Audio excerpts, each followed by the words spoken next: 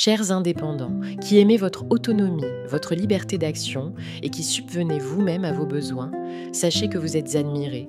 Vos qualités sont nombreuses, vous ne dépendez pas d'une autorité, vous n'êtes pas subordonné, vous refusez la soumission et la contrainte. En somme, vous désirez rester indépendant, ne dépendre de personne et d'aucune chose, et rester libre. Bien malheureusement, cela a un coût. Beaucoup d'entre vous confondent indépendance et individualisme. Dans ce monde, les individus sont souvent amenés à se serrer les coudes dans les moments difficiles, à se soutenir, à travailler en équipe et même lorsqu'ils désirent de fonder un foyer ou juste se mettre en couple, à faire des concessions. À ce niveau, votre forte indépendance est perçue d'un mauvais œil.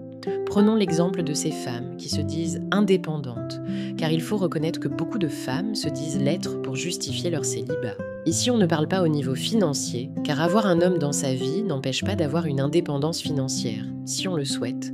Elles sont juste terrifiées à l'idée d'être dépendantes de l'être aimé.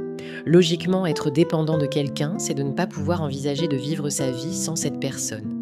Or, celles-ci oublient que le fait d'être dépendantes de leurs hommes fait que ces derniers le sont aussi vis-à-vis d'elles. Comprenez donc que le problème vient d'ailleurs. En outre, être indépendant est bien seulement quand on impose des limites à cette indépendance et qu'on ne rentre pas dans l'individualisme. Bien à vous.